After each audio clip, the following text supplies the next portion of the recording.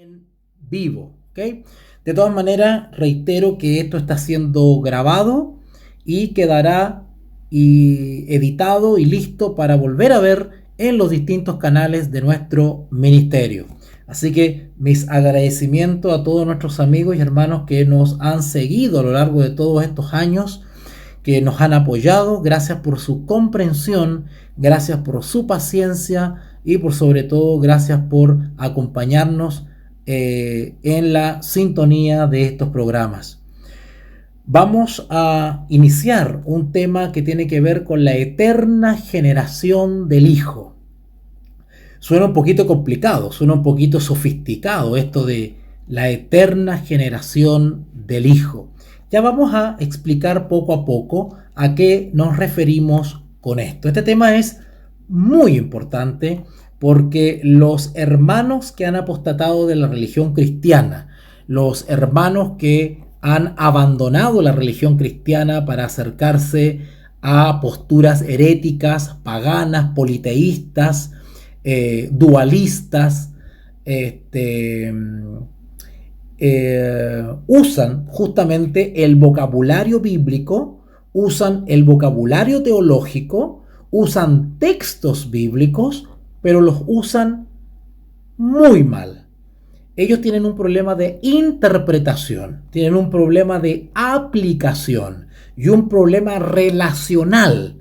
No saben interpretar los textos, no saben aplicar los textos y no saben relacionar los textos. ¿Y por qué digo yo que no saben relacionar los textos? Porque usan los textos de manera caprichosa y sesgada. ¿Qué quiere decir eso? Que ellos acumulan un conjunto de textos y los presentan para apoyar la postura que más les acomoda a ellos. ¿Ok? Por ejemplo, dentro de las muchas posturas que hay y que he desarrollado a lo largo de estos 15 videos que ya llevamos y que voy a seguir desarrollando en el resto de videos que nos quedan, es posturas tan extrañas como reconocer la existencia y la personalidad del Padre, reconocer la existencia y la personalidad del Hijo, pero desconocer la personalidad e incluso algunos llegan más lejos, la divinidad del Espíritu Santo. Otros simplemente ignoran la existencia de un Espíritu Santo y lo relacionan directamente con nuestro Señor Jesús, diciendo que el Espíritu Santo es el mismo Señor Jesús. Y para eso usan torpemente textos bíblicos donde existe la expresión Espíritu de Cristo.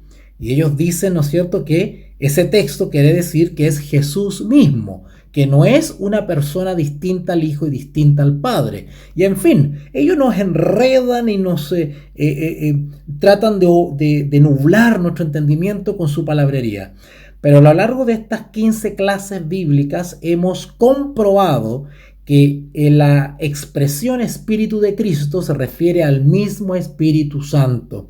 Y también hemos probado que el Espíritu Santo es una persona divina, distinta al Padre y distinta al Hijo. Eso me he cansado, bueno, espero no cansarme, pero es una expresión, ¿verdad?, para decir que he repetido esto hasta el cansancio. Hemos probado bíblicamente que la Escritura nos describe la doctrina de la Santa Trinidad. ¿Ok? Si bien la palabra Trinidad no es una palabra bíblica como un montón de palabras más, pues, ¿ok? Como por ejemplo la palabra persona, ¿ok? Y otras más que he descrito no están en la Escritura, pero lo que quieren describir esas palabras está claramente enseñado en la palabra de Dios.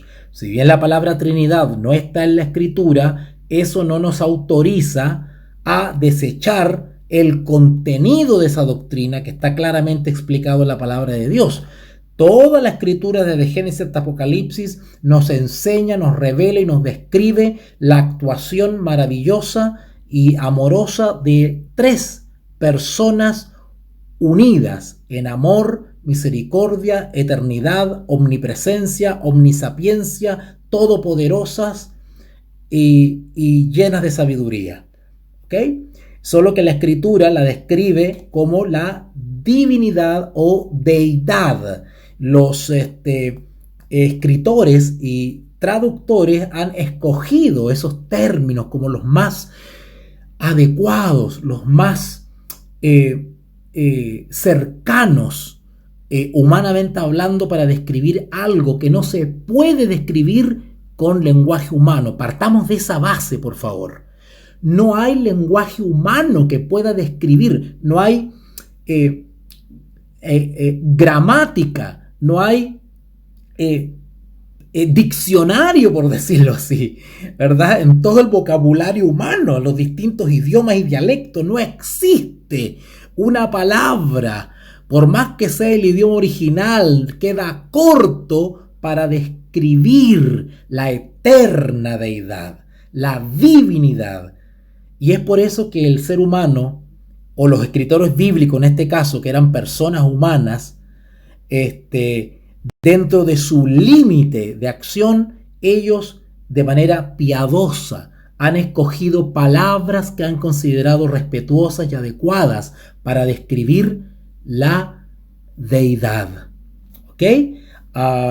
Así que cuando nosotros usamos la palabra Trinidad, queremos simplemente describir, ¿verdad? Una doctrina que está claramente enseñada en la palabra, es decir, la existencia de las tres personas de la deidad o divinidad. La palabra Trinidad no quiere decir tres dioses, quiere decir tres personas, ¿ok? Por lo tanto, lo que los herejes o ex cristianos entienden por la palabra Trinidad no tiene nada que ver con lo que nosotros como cristianos entendemos por Trinidad. Solo que ellos de manera, quiero pensar, ingenua, atacan a Dios mismo de manera irresponsable y necia, atacan la deidad misma con la excusa de ignorar o de atacar la palabra. Ellos atacan la palabra y al mismo tiempo el contenido. No, nosotros los cristianos somos libres de usar o no usar esa palabra con la cual describimos una verdad bíblica. ¿Ok? Así que, dicho esto, como introducción, si quieren profundizar un poquito más sobre lo que he dicho, vean los 2 videos anteriores, o simplemente tengan la paciencia y la dedicación de ver los 15 videos anteriores que he desarrollado, en los cuales explico, como siempre digo, con manzanitas y peritas, todo esto para que quede clarito y podamos, cuando llegue el momento, taparle la boca a los mentirosos, hijos del diablo, anticristos, herejes y apóstatas del cristianismo que intentan hacernos la vida cuadrito y perturbar nuestra fe bíblica. El estudio de hoy tiene que ver con, ya lo había dicho, la eterna generación del Hijo. ¿Ok? Y lo que vamos a ver ahora es considerar, considerar las cualidades personales de las personas de la divinidad. Es decir, vamos a estudiar las cualidades del Hijo como Hijo. Vamos a ver por qué Hijo, por qué se llama Hijo. Vamos a hablar sobre el Padre, vamos a hablar sobre el Espíritu Santo y vamos a ver las cualidades que hay que lo hacen ser personas.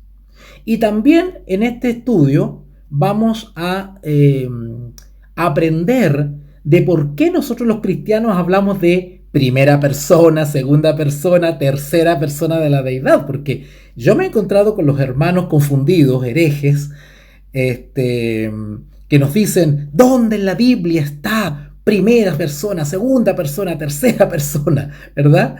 Entonces ellos usan como estrategia muy básica, en realidad muy infantil, atacar a Dios mismo, porque ustedes tienen que entender algo.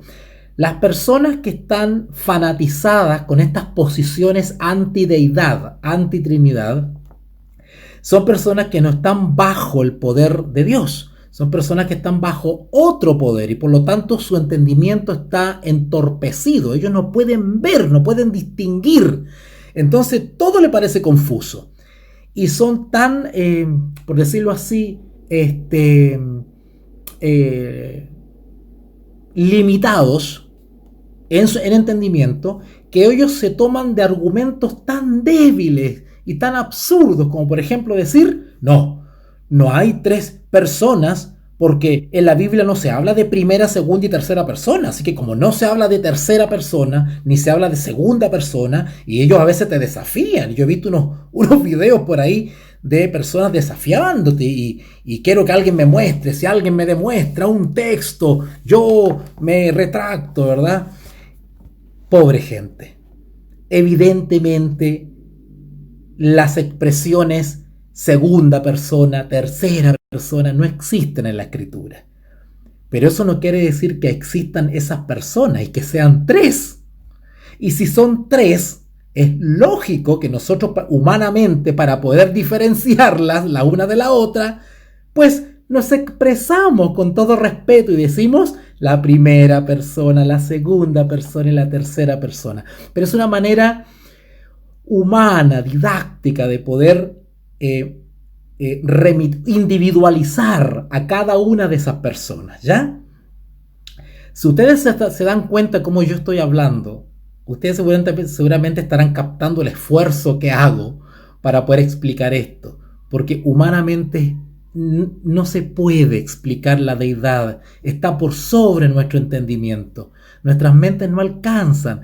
Ni el ser humano más estudioso, más erudito puede, y no han podido. Los padres de la iglesia, los reformadores, hombres piadosos, hijos de Dios, de distintos lugares han intentado explicar esto y no se puede. Por lo tanto, cada persona que Dios ha levantado como profesor de Biblia o maestro bíblico tiene que hacer un esfuerzo mental que es bastante desgastador, es un tremendo trabajo para poder explicarle al resto de hermanos de alguna manera adecuada estas cosas eternas, ¿ya? Así que evidentemente esas expresiones de segunda persona, tercera persona no están en la escritura, pero no por eso vamos a eliminar la verdad bíblica de que existen tres personas, ¿verdad? Solo que nosotros, para poder explicarla, pues nos expresamos así. La primera persona sería el Padre, la segunda persona de la deidad sería el Hijo y la tercera el Espíritu Santo, ¿ya? Bueno, una vez explicado esto, pues reitero que lo que vamos a ver son las cualidades de las personas de la divinidad. Hay ciertas cosas que pueden decirse acerca de cada una de ellas que no se aplican a las otras dos. Pongan atención a lo que estoy diciendo. Hay ciertas cosas que pueden decirse acerca de cada una de ellas que no se aplican a las otras dos. ¿Cuáles son las cualidades personales de las tres personas de la Trinidad bíblica? ¿Cuáles son esas cualidades? Bueno, podríamos responder de manera inicial que es propio del Padre engendrar al Hijo. Y el Hijo será engendrado por el Padre. Y del Espíritu Santo, que procede del Padre y del Hijo desde toda la eternidad. Esto parece un trabalengua, ¿verdad? Muchos de ustedes seguramente no están acostumbrados a procesar esto que estoy hablando, así que se lo voy a ir repitiendo para que nos quede un poquito más clarito y lo podamos digerir. En todo caso, acuérdense que esto queda grabadito y se sube a los canales de YouTube del MCFI y ustedes pueden repasarlo otra vez. Así que, como respuesta a la pregunta de cuáles son las cualidades personales de las tres personas de la divinidad, podríamos responder que es propio del Padre, por ejemplo, engendrar al Hijo, ¿verdad? Eso es como lógico, ¿verdad? Un hijo no puede engendrar un padre, ¿verdad? Es como lógico. Por lo tanto, es el Padre el que engendra a un hijo. Así que ya tenemos una característica de una de las personas de la divinidad que no tiene la otra. ¿Ya? Noten que solamente estoy explicando esto desde el punto de vista del lenguaje, de cómo nos expresamos referente a la deidad. Porque en la Biblia se habla del Padre, del Hijo y del Espíritu Santo, pero hay que explicar por qué. ¿Por qué se le llama Padre al Padre? ¿Por qué Hijo al Hijo? ¿Y por qué Espíritu Santo al Espíritu Santo?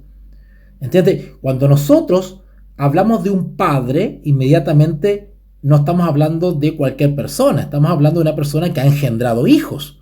Porque una persona para que sea padre tiene que tener hijos, o por lo menos un hijo, ¿verdad? Por lo tanto, el término padre automáticamente da a entender que hay hijo, ¿ok?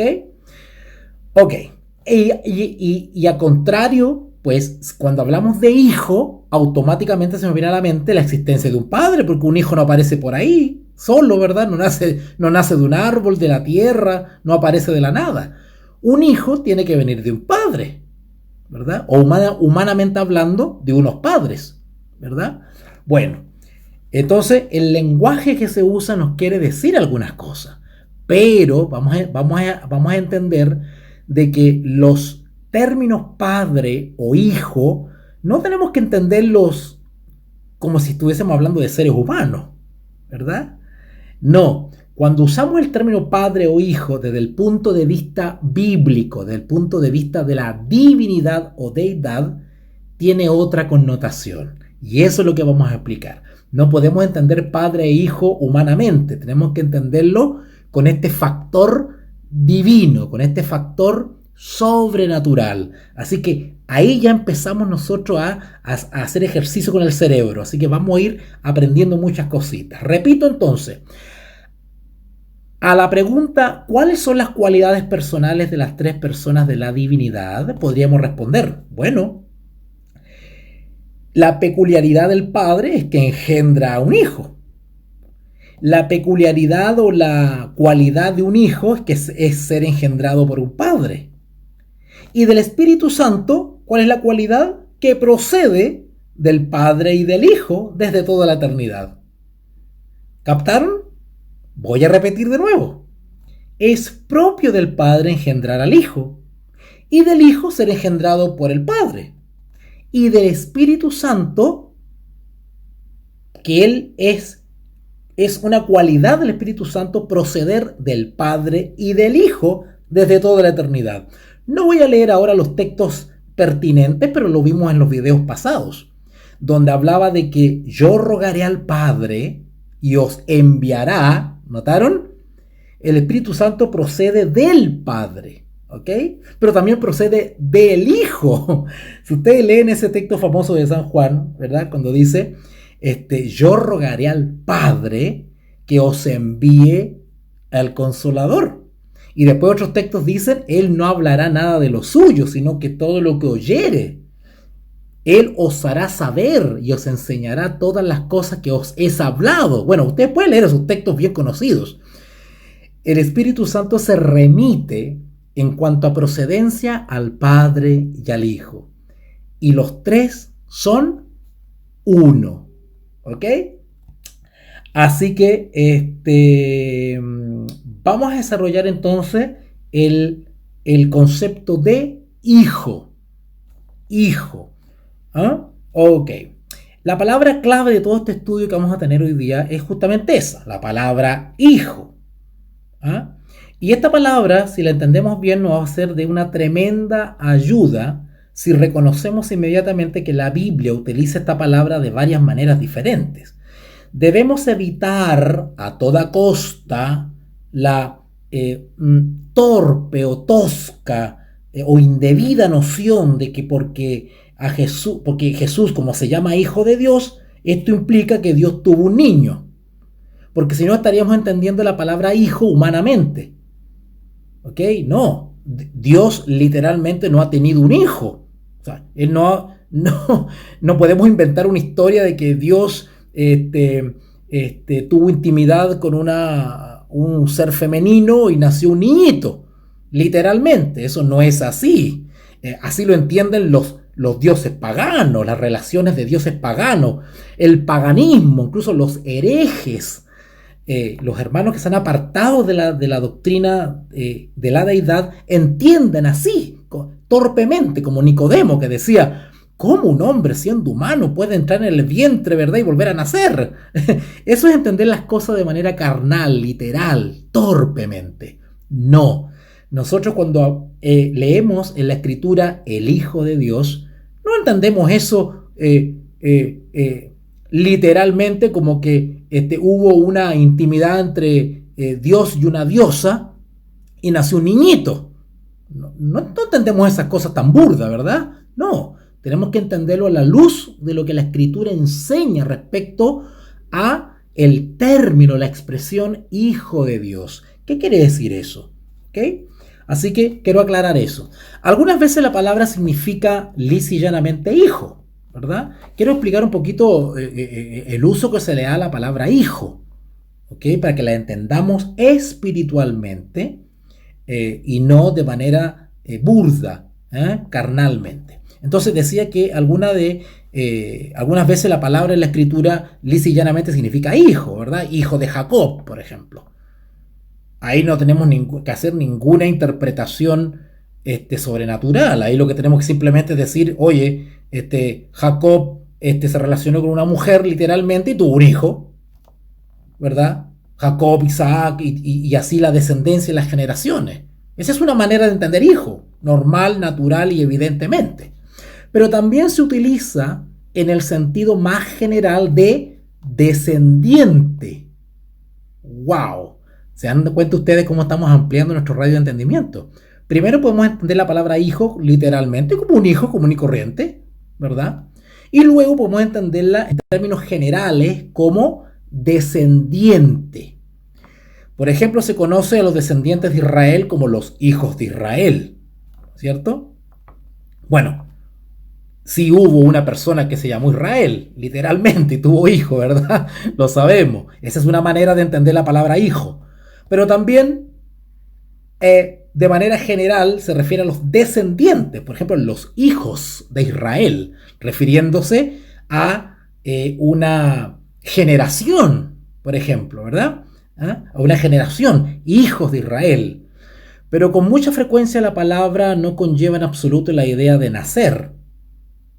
O sea, no necesariamente porque nos refiramos a alguien como hijo de, quiere decir que realmente nació literalmente del vientre de una madre. No necesariamente. Ya voy desarrollando esto ya. Vamos masticando esto de a poquito. Por ejemplo, a los ciudadanos de Sion se les llama hijos de Sion. ¿No han escuchado ustedes esa expresión bíblica, sobre todo en el Antiguo Testamento? O dicen los hijos de Sion, ¿verdad? Se les llama a los ciudadanos, ¿verdad? Del reino de los cielos también, hijos de Sion. O los alumnos o discípulos de los profetas, que son los hijos de los profetas. ¿Se acuerdan ustedes allá en Primera de Reyes 20:35? A ver, vamos para allá rapidito. No, vamos a ir desarrollando esto para que les quede bien clarito como el agua. Vamos a Primera de Reyes. Primera de Reyes. Yo espero que ustedes estén bien acomodados, listitos, con su escritura abierta ahí en su escritorio, en su mesa, entre las piernas. Y dediquen tiempo a poner atención a estos estudios, hermanos. No hay mejor tiempo invertido que en la palabra de Dios. Amén de que tenemos la libertad de leer cuanta cosa se nos pone adelante. Esa es una decisión a conciencia que cada cual tiene que tomar. Pero nuestra preeminencia y nuestra prioridad tiene que estar en la meditación y en el estudio de la palabra de Dios. Así que en Primera de Reyes capítulo 20, versículo 35 dice: entonces un varón de los hijos de los profetas, ¿notaron? Un varón de los hijos de los profetas dijo a su compañero. Eso de hijo de los profetas quiere decir discípulo de los profetas. Los profetas tenían alumnos y a ellos se les llamaba, ¿verdad? Se les llamaba hijos de los profetas. Pues no necesariamente tenían que ser hijos de un profeta, carnalmente, ¿verdad? Físicamente. Entonces un varón de los hijos de los profetas dijo a su compañero por palabra de Dios: hiéreme ahora. Mas el otro no quiso herirle. Así que ahí tenemos un ejemplo de la palabra hijos, ¿verdad? En el sentido en que se le está pronunciando esa expresión hijos. Por eso que, hermano, es muy importante que nosotros podamos pedirle al Espíritu Santo antes de iniciar un estudio que nos dé entendimiento. Porque el entendimiento, o por decirlo de alguna manera, la asesoría pedagógica, porque el principal profesor no es el hermano Valder que está hablando acá, el principal profesor es el Espíritu Santo. Él es el profesor que nos enseña a nosotros, y nosotros como discípulos del Espíritu Santo, pues hacemos de profesor para nuestros hermanos también, ¿verdad? Según el don que el Espíritu reparte a cada uno. Así que ahí ya tienen ya una manera de usar la expresión hijos. Esto tiene que ver, por ejemplo, con la persona del Espíritu Santo. Yo le decía que el Espíritu Santo se le describe con distintas expresiones. Una de esas expresiones es el Espíritu de Cristo. Ahí no está hablando del Padre, ni está hablando del Hijo, está hablando del Espíritu Santo, del Consolador, pero la Biblia también le llama Espíritu de Cristo. ¿Ok?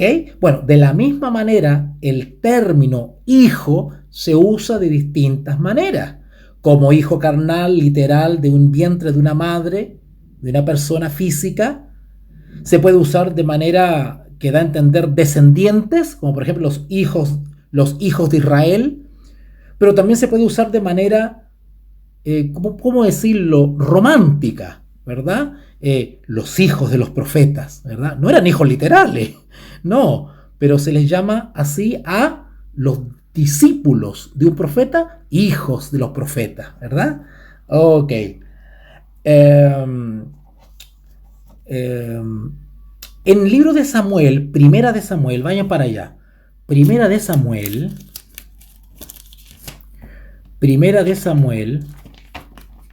Estamos viendo textos del Antiguo Testamento. Ya me voy a ir para el Nuevo Testamento. Vayan a Primera de Samuel, capítulo 20. Primera de Samuel, capítulo 20. Dice en el versículo 31, Primera de Samuel, capítulo 20, versículo 31, dice: porque todo el tiempo que el hijo de Isaí viviere sobre la tierra, ni tú estarás firme, ni tu reino, perdón. Leo otra vez. Porque todo el tiempo que el hijo de Isaí viviere sobre la tierra, ni tú estarás firme, ni tu reino. Envía pues ahora y tráemelo, porque ha de morir. ¿Ok? Miren ustedes cómo la Escritura a alguien que merece morir es un hijo de muerte. Es un hijo de muerte.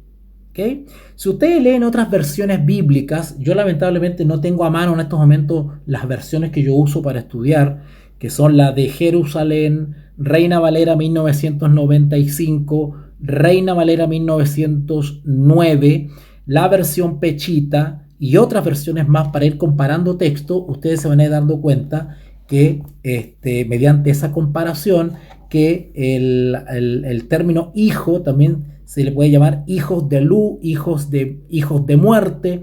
Ustedes han escuchado hijos de perdición, ¿verdad? ¿Han escuchado ese término? Yo sé que a los que les gusta la profecía han escuchado ese término, hijo de perdición, ¿no es cierto? No es que la persona perdición tuvo un hijo, no, es una expresión, ¿ok? O por ejemplo en Primera de Juan 3:10, hijos del diablo o hijo de Dios. En esto se diferencian, dice el apóstol Juan, entre los hijos de Dios y los hijos del diablo, ¿verdad? Ok. Así que no nos sorprende, por tanto, encontrar la expresión hijos de Dios. Y no nos precipitamos por ello a la conclusión de que Dios tenga descendientes. A los gobernantes terrenales que los describe como hijos del Altísimo. ¿Sabían ustedes eso? Que la expresión hijos también se puede ocupar a los gobernantes. Vayan a Salmo 82. Salmo 82. Salmo 82. Versículo 6. Salmo 82:6. Dice así: yo dije, vosotros sois dioses. Si ustedes se fijan en su Biblia, está en letra minúscula, dioses. Y yo dije, vosotros sois dioses, y todos vosotros hijos del Altísimo. Si ustedes leen el contexto, está hablando de los líderes de la tierra, está hablando de los gobernantes, ¿ok? Y les llama hijos del Altísimo. Ahora, ¿en qué sentido le dice hijos del Altísimo? Porque evidentemente el mensaje bíblico nos enseña que los gobernantes tienen su poder derivado o delegado por Dios, y que de alguna manera los reyes de la tierra son administradores de la autoridad de Dios y tienen que hacerlo con justicia. Eso ustedes lo pueden estudiar allá en el libro de Romanos, cuando dice que las autoridades han sido establecidas por Dios, ¿verdad? Y la autoridad que ejercen la hacen de manera derivada, es decir, no es propia, sino que Dios se las ha dado. Recuerda cuando el Señor Jesús se enfrentó a Pilato. O sea, no se enfrentó, sino que le contestó un emplazamiento que le hizo Pilato, ¿verdad? Cuando Pilato le dice, ¿no sabes que tengo poder de crucificarte o de liberarte? ¿Y qué le respondió nuestro maestro? ¿Qué le respondió? ¿Se acuerdan? Ningún poder tendría sobre mí si no te hubiese sido dado desde arriba.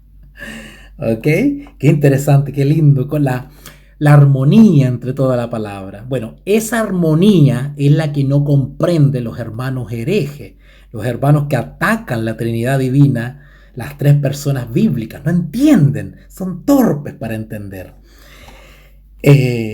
Así que la expresión hijos del Altísimo de Salmo 82:6 se refiere a los gobernantes. ¿Okay? Ahora, la expresión hijos de Dios se emplea para describir también a los ángeles. ¿Sabían ustedes eso? Si ustedes van a Job, por ejemplo, allá en Job, pongan atención porque este estudio les va a quedar clarísimo, porque voy a terminar con algo sorprendente, pero necesito dar toda esta introducción para que entiendan y tengan ustedes buena base. Job capítulo 1,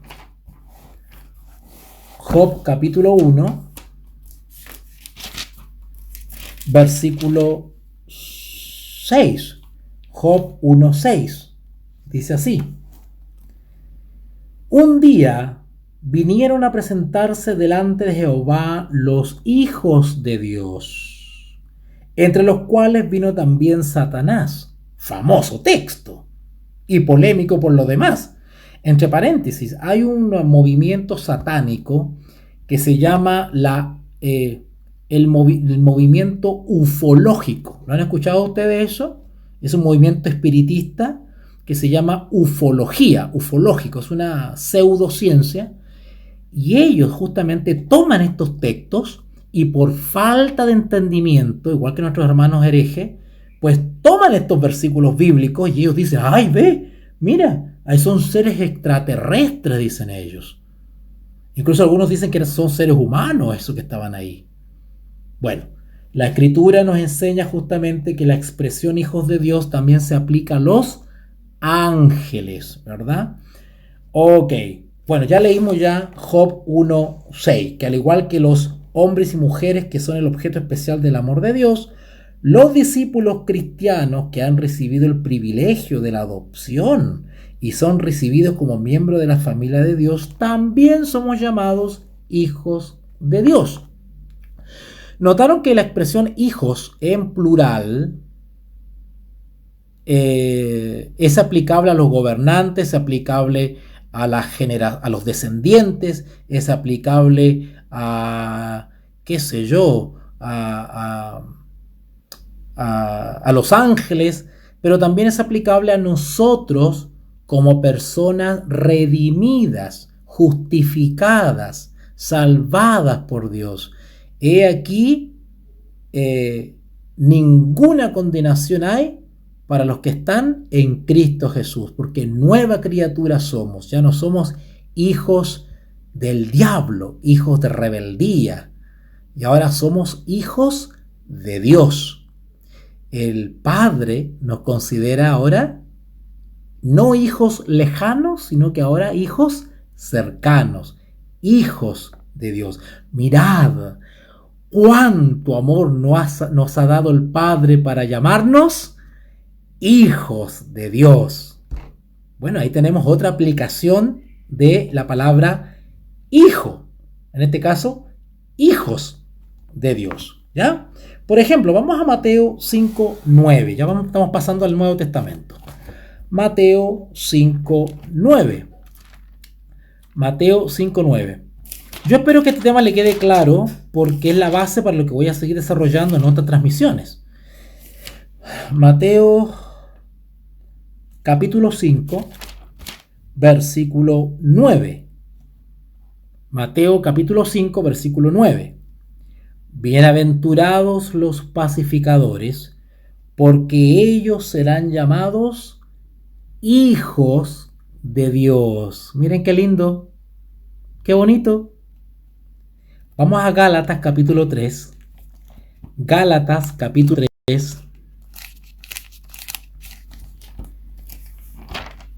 Gálatas capítulo 3.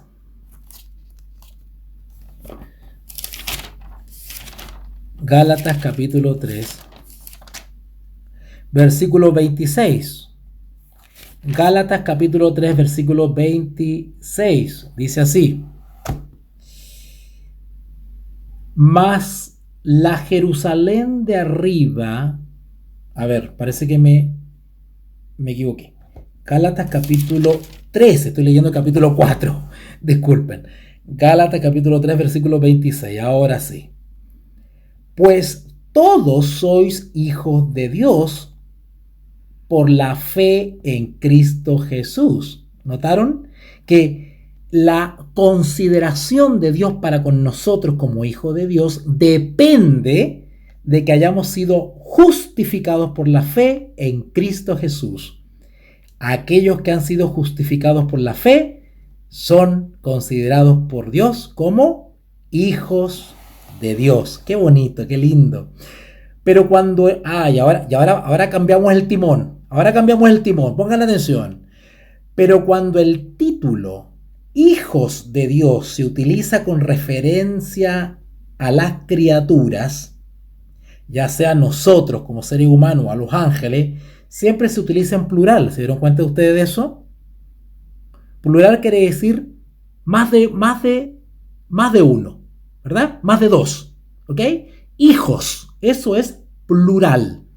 Cuando hablamos de singular, solamente decimos hijo o hija, uno. Uno es singular. Cuando es más de uno es plural. Por eso que hablamos de la deidad o divinidad como un Dios plural. Porque en ese gran Dios misericordioso que es nuestro único Dios, es decir, uno, unicidad, también encontramos una pluralidad en su unidad. Porque este Dios único, uno, ¿verdad? Está manifestado o revelado tres personas. Por lo tanto, hay una pluralidad. ¿Ok? Bueno, bíblicamente hablando y en términos de hijo, de la palabra hijo, en consideración a esa palabra, fíjense ustedes que cuando usamos la palabra en plural, o sea, hijos de Dios, es porque se está refiriendo a criaturas, ya sea seres humanos o ángeles. ¿Ok? Siempre es plural. Pero solamente con respecto al Señor Jesucristo, la segunda persona de la Trinidad, se utiliza en singular. Es decir, hijo de Dios. Interesante. Qué lindo. Hijo de Dios. ¿Ok? Ok. Excepto, vamos a leer una excepción a esto, porque nos va a faltar el que está escuchando y va a decir, no, eso no es verdad, y me va a sacar un texto bíblico, ¿verdad? Que es el único que hay para intentar objetar lo que acabo de decir. Pero vamos a explicarlo. Si vamos a Lucas, Lucas capítulo 3, y ese es nuestro último texto del estudio de hoy, lo quise hacer bien breve porque yo entiendo que no todos pueden ir al mismo ritmo, ¿verdad? Así que prefiero ir lento pero seguro. Así que por hoy día expliqué solamente bíblicamente el término hijo, ¿verdad? Tanto en singular, hijo, como en plural, hijos, y sus distintas aplicaciones en la palabra de Dios. Y lo que estamos haciendo en el fondo es estudiar las expresiones bíblicas, cosa que les cuesta un mundo entender a nuestros hermanos judaizantes o herejes. Bueno, en Lucas 3:38, Lucas capítulo 3, versículos 38, es el único versículo donde a criaturas humanas se le llama hijo en singular. Pero tiene una explicación bien sencilla. A ver, voy a repetir de nuevo con manzanitas para que no se me enrede. Aclaramos de que bíblicamente, cuando se habla de hijos en plural, hijos de Dios, preferentemente y mayoritariamente se está refiriendo a criaturas, ya sea humanas o ángeles. Es decir, seres creados. ¿Ok? ¿Está claro eso? Ok. Pero cuando la Biblia habla en singular y dice hijo de Dios, solamente es para referirse a nuestro Señor Jesucristo, para hacer la diferencia. Porque Jesús no es un ser creado, como creen los testigos de Jehová o los herejes que atacan a Dios y atacan el Evangelio. ¿Ok? Hijo de Dios. Por eso es que es importante hacer toda esta introducción y explicar la palabra hijo en la Biblia y sus distintas aplicaciones para ir avanzando un poquito más y llegar a explicar lo que quiero explicar, que es la eterna generación del Hijo. ¿En qué sentido Jesús es hijo? ¿Verdad? ¿En qué sentido es hijo? ¿Ok? Así que si leemos Lucas 3:38, dice, hijo de Enos, hijo de Set, hijo de Adán, hijo de Dios. ¿Ok? A Jesús, en este caso hijo de Dios, o sea, a Jesús, se le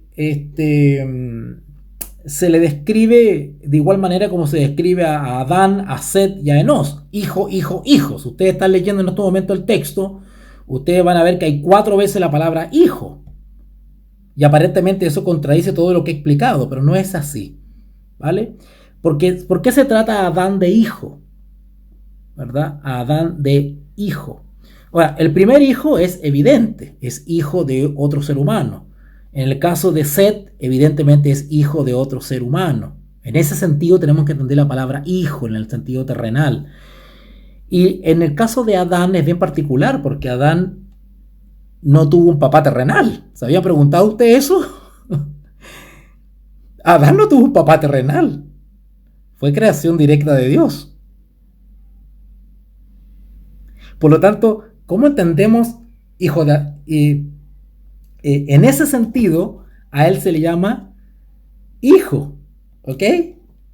La única excepción a todo lo que he explicado se encuentra justamente en este texto, en Lucas 3:38, en donde se hace referencia a Adán.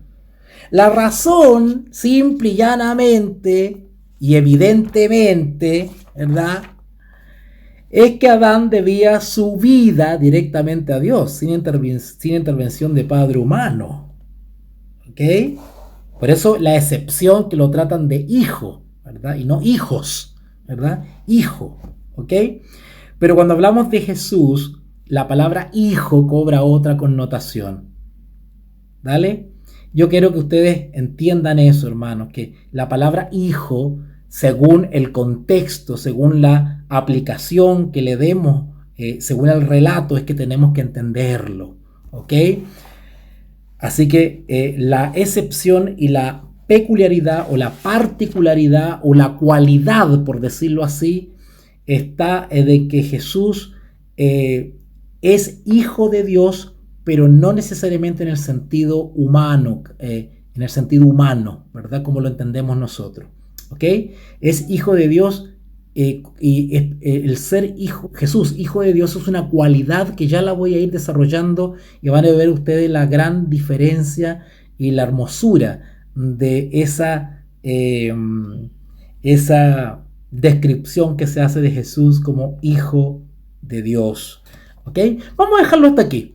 Vamos a dejarlo hasta aquí porque por lo menos desarrollamos lo que tiene que ver con la palabra hijo. ¿Ok? Pero quiero profundizar lo de hijo de Dios. Es ese hijo de Dios. Esa frase quiero profundizarla Dios mediante mañana, martes. Quiero profundizar eso de hijo de Dios. ¿Ok? Vamos a profundizar en ese término, hijo de Dios, y vamos a aclarar muchas cosas más. Y ahí viene la parte donde le voy a explicar por qué nosotros hablamos de primera, segunda y tercera persona de la deidad, ¿verdad? No es ningún misterio, no es nada malo. Solo que aquellos que de alguna manera tienen su mente fanatizada ven en el uso del lenguaje todos los demonios habido por haber y nos quieren meter miedo, ¿vale? No dejemos que nuestros ex hermanos hoy herejes que atacan el Evangelio y atacan la Santa Trinidad bíblica nos perturben nuestro entendimiento, nuestra fe y nuestra experiencia cristiana, ¿ya? Bueno, he hecho un gran esfuerzo mental para poder explicar estas cositas. No es fácil explicar esto. Requiere de mucha meditación, reflexión, dedicación. Martín Lutero decía que la reflexión y la meditación bíblica es tan sacrificada y es tan desgastante como el obrero que trabaja en una construcción o el campesino que trabaja en el arado y la mujer que trabaja sembrando en el campo bajo el sol. Hay un desgaste, solo que algunos tienen un desgaste físico más fuerte y otros tienen un desgaste también físico, pero es más mental.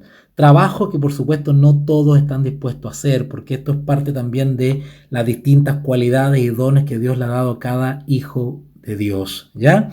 Así que me complazco, para mí es un honor poder trabajar como obrero del Señor en su viña, como profesor o como maestro bíblico, que es el don que Dios a mí me ha dado, y hay de mí que no cumpla esa labor. Así que vuelvo a agradecer antes de terminar a todos aquellos hijos de Dios que me apoyan como obrero en su campo tiempo completo, que han tenido de gran paciencia y comprensión para con quien habla y de alguna manera se han visto bendecidos con estos estudios bíblicos, estas clases bíblicas, que son clases teológicas en realidad, son clases de teología. Así que gracias por su compañía y los espero en un nuevo estudio bíblico que avisaré con anticipación mediante...